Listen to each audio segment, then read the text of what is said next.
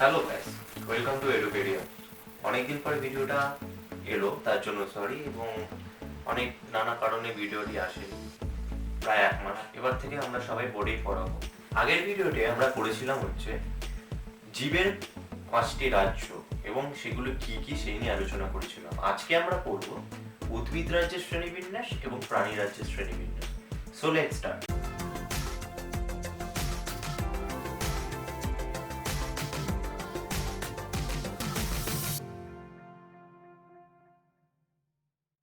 তো প্রথমেই আমরা দেখে নিই যে জীবনতার বৈচিত্র্য চ্যাপ্টারের মধ্যে উদ্ভিদ রাজ্যে যে শ্রেণীবিন্যাস নিয়ে আলোচনা করব তার ধারণাটি কি। পৃথিবীতে আমরা জানি যে বিভিন্ন প্রকার বিভিন্ন বৈচিত্র্যের উদ্ভিদ বিরাজমান, বিভিন্ন ভৌগোলিক অবস্থানগতভাবে তারা পার্থক্য স্থানে অবস্থান করে এবং তাদের বৈচিত্র্য বিভিন্ন প্রকার। কিছু কিছু ক্ষেত্রে মিল আছে, কিছু কিছু ক্ষেত্রে অমিল আছে। সমস্ত সবুজ উদ্ভিদই সালোক সংশ্লেষে সক্ষম। এটি হলো মিল। অমিল হচ্ছে যে তাদের বাসস্থানগত পার্থক্য, তাদের জীবনযাত্রাগত পার্থক্য। এইগুলিকে নিয়ে আমরা আলোচনা করব। তাহলে প্রথমেই আমরা দেখে নিই উদ্ভিদ রাজ্যের শ্রেণীবিন্যাসে প্রধান 5টি গোষ্ঠী। উদ্ভিদ রাজ্যের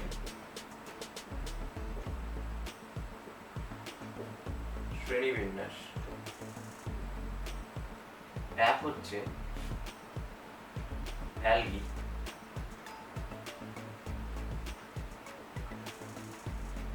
বা শৈবাল।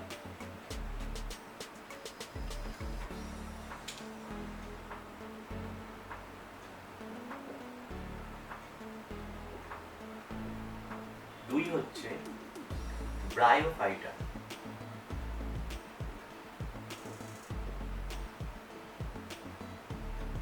তিন হচ্ছে টেরিডোফাইটা।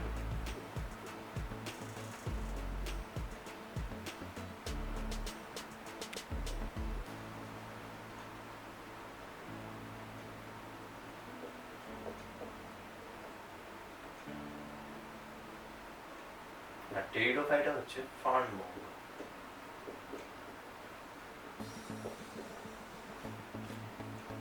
এছাড়াও যে দুটি ভাগ রয়েছে বা যে দুটি গোষ্ঠী রয়েছে সেগুলি হচ্ছে 4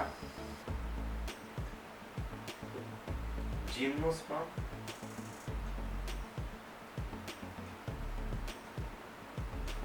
5 হচ্ছে অ্যাঞ্জিওস্পার্ম।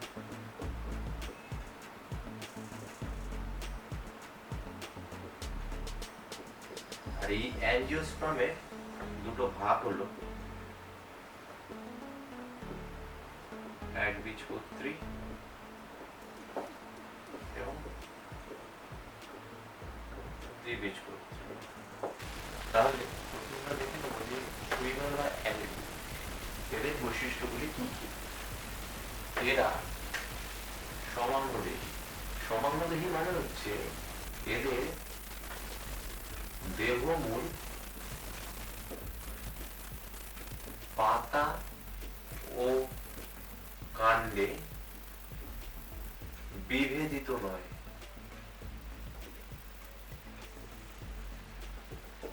বিভেদিত নয়।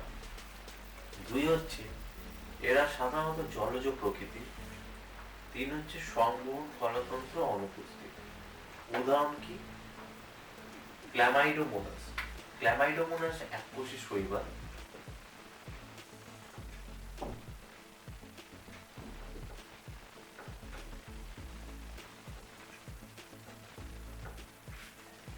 দুই হচ্ছে ভলভক্স এবং 3 হচ্ছে স্পাইরোল্যান্ড। তো আমরা এবার দেখে নেব মসবর্গ বা বায়োফাইটা যে গোষ্ঠীটি রয়েছে তার কি কি বৈশিষ্ট্য আমরা দেখতে পাই বা কি কি বৈশিষ্ট্য লক্ষণীয়। প্রথমে আমরা দেখব যে এদের কাণ্ড সদৃশ ও পাতা সদৃশ অংশ থাকে। এই কাণ্ড সদৃশ অংশটিকে বলা হয় কলিড ও এই পাতা সদৃশ অংশটিকে বলা হয় ফাইলিড।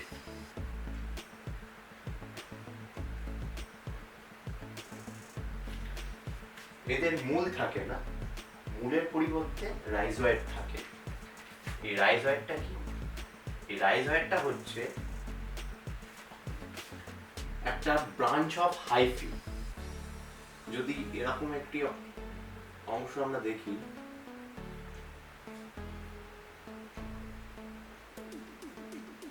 এটা যদি পাতা হয় তাহলে এই অংশটিকে বলা হয় রাইজয়েড। এটি হচ্ছে ব্রাঞ্চ অফ হাইফি। হাইফি যদি তোমরা না জানো তাহলে আমাদের আগের ভিডিওটি দেখে নিতে পারো, সেখানে একদম ডিটেলসে বলা আছে হাইফি কি, হাইফা কি, সেপ্টাম কি।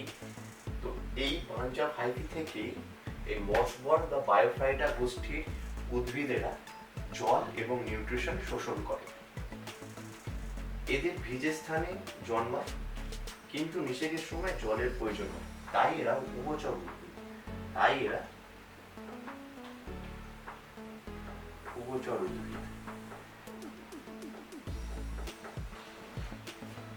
এদের জটিল জাইলেম ও ফ্লোয়েম সংবহন কলা থাকে না, সরল প্যারেনকাইমা কলা থাকে।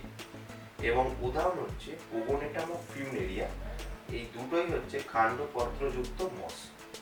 বোঝা গেল? এবার আমরা নেক্সট গোষ্ঠীতে চলে আসবো। তো এবার আমরা দেখব পানবর্গ বা টেরিডোফাইটা গোষ্ঠীর মধ্যে কি কি বৈশিষ্ট্য লক্ষণীয়। প্রথমেই দেখিনি, এখানে বলছে এরা সমাঙ্গদেহী। সমাঙ্গদেহী মানে হচ্ছে দেহ, মূল, কাণ্ড ও পাতায় বিভেদিত। আমরা অ্যালগি বা শৈবাল গোষ্ঠীতে পড়েছিলাম যে এরা সমাঙ্গদেহী, তার মানে দেহ, মূল, কাণ্ড, পাতায় বিভেদিত নয়। কিন্তু ফার্নবর্গ বা টেরিডোফাইটা গোষ্ঠীতে আমরা দেখছি যে এরা সমাঙ্গদেহী নয়, তার মানে দেহ, মূল, কাণ্ড ও পাতায় বিভেদিত। 2 নম্বর হচ্ছে কাণ্ড রাইবোজোম প্রকৃতির। 3 নম্বর পয়েন্ট পাতা। পাতা দু প্রকারের এই ফার্নবর্গ গোষ্ঠীর উদ্ভিদে লক্ষণীয়। একটি হচ্ছে সূক্ষ্ম পাতা, যা হচ্ছে মাইক্রোফাইলাম নামে পরিচিত। মাইক্রোফাইলাম নামে পরিচিত। এবং আরেকটি হচ্ছে বড় এবং প্রসারিত পাতা, যাকে বলা হয় মেগাফাইলাম। এরা স্থলজ প্রকৃতির উদ্ভিদ। জাইলেম ও ফ্লোয়েম কলা দিয়ে সংবহন কলা উপস্থিত, তার মানে এটি হচ্ছে একটি জটিল সংবহন কলা তন্ত্র যা ফার্নবর্গ গোষ্ঠীর উদ্ভিদে উপস্থিত। উদাহরণ কি? লাইকোপোডিয়াম, ব্রাইপটেরিস। আমরা এরপরে দেখে নেব জিমনোস্পার্ম এবং অ্যাঞ্জিওস্পার্মের গোষ্ঠীতে কি কি বৈশিষ্ট্য লক্ষণীয়। এবার আমরা 4 নম্বর যে গোষ্ঠীটি রয়েছে উদ্ভিদ রাজ্যের শ্রেণীবিন্যাসে, সেটি কি দেখে নেব। 4 নম্বর যে উদ্ভিদ গোষ্ঠীটি রয়েছে সেটি হলো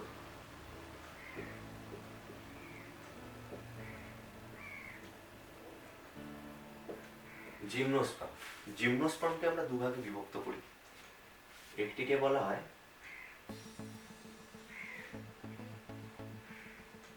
ব্যক্তবীজী এবং আরেকটিকে বলা হয়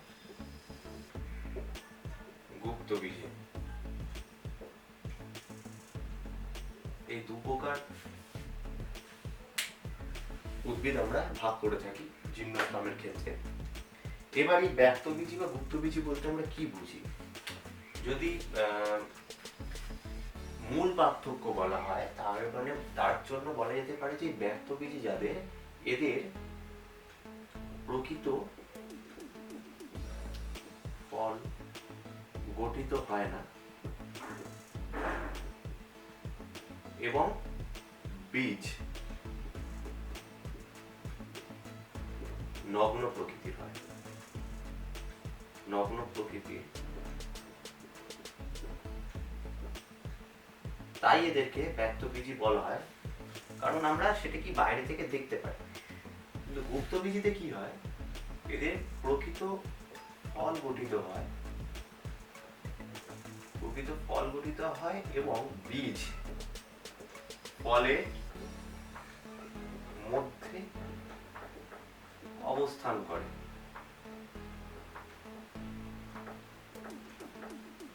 এই প্রকার উদ্ভিদদের বলা হয় গুপ্তবীজি।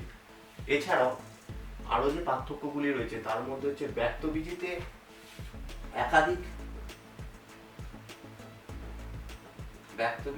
একাধিক বীজপত্র লক্ষণীয়, যেখানে গুপ্তবীজিতে এক বা দুই বীজপত্র দেখা যায়।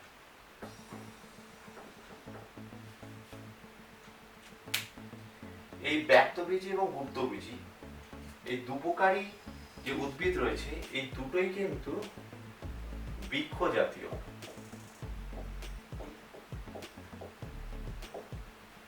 কিন্তু গুপ্তবীজিতে গুল্ম ও বিরুৎ জাতীয় উদ্ভিদের সংখ্যা তুলনামূলক বেশি ব্যক্তবীজের ক্ষেত্রে। ব্যক্তবীজের ক্ষেত্রে আমরা কি দেখি? বৃক্ষ কাষ্ঠল জাতীয় এবং চিরহরিৎ।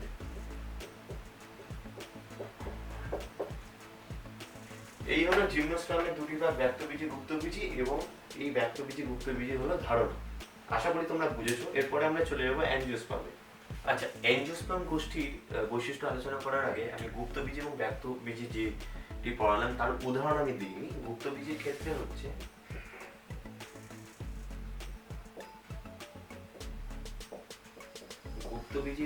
উদাহরণ হচ্ছে ধান, আম, যাই হতে পারে, যেই বীজ আমার ভেতরে থাকে, যেমন হচ্ছে যে মটর প্রভৃতি হচ্ছে গুপ্তবীজি উদ্ভিদের উদাহরণ। ব্যক্তবীজি উদ্ভিদের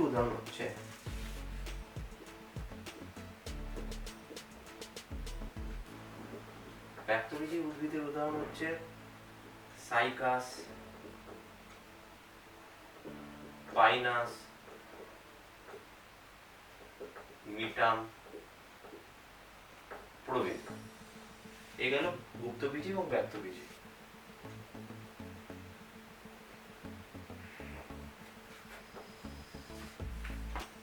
এরপরে আমরা দেখব অ্যাঞ্জিওস্পার্ম কভাগে বিভক্ত। আমরা আগে বলেছিলাম যে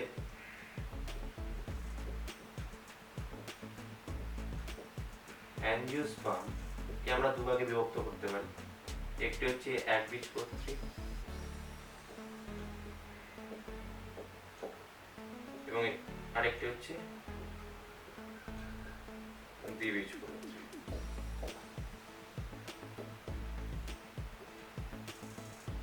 এবার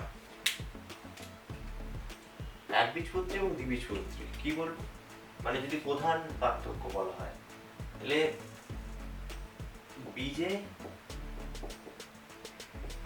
একটি বীজপত্র আছে বা উপস্থিত, আর এদের বীজে দুটি বীজপত্র উপস্থিত। মেন পার্থক্য হচ্ছে এটা, মানে কনসেপচুয়াল যদি আমরা দেখতে থাকি। 2 নম্বর পার্থক্য, একবীজপত্রীতে এরা একবর্ষজীবী। মনে রাখতে সুবিধা হবে, একবীজপত্রী তাই একবর্ষজীবী। আর এরা হচ্ছে বহুবর্ষজীবী।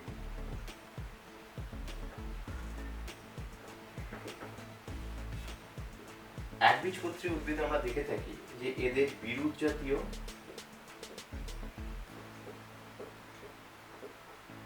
উদ্ভিদ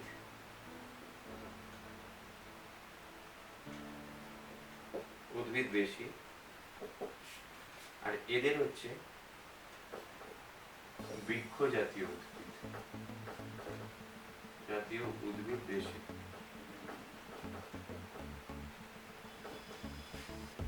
আর উভয়ের ক্ষেত্রেই গুল্ম জাতীয় উদ্ভিদ কম লক্ষণীয়।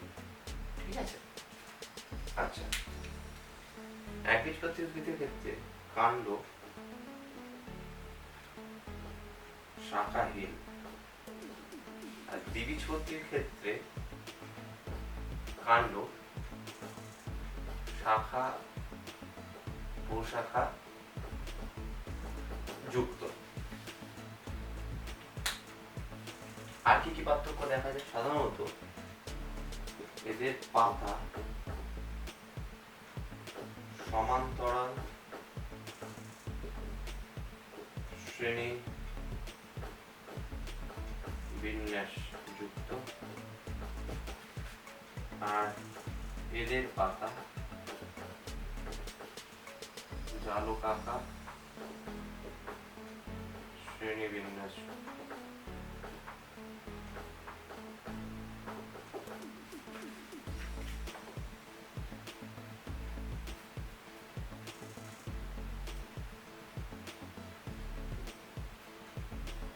আরেকটি প্রধান কারণ হচ্ছে একবীজপত্রীতে মূল অস্থানিক।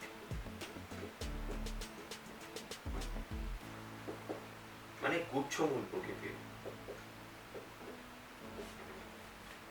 আর এটি হচ্ছে মূল হচ্ছে স্থানিক, মানে হচ্ছে প্রধান মূল প্রকৃতি। উদাহরণ কি?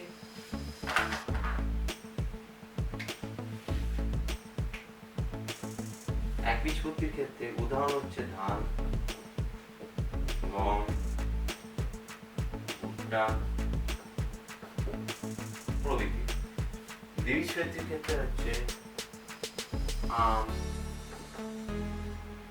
মটর, ছোলা, তেঁতুল প্রভৃতি। আজকের জন্য এইটুকানি।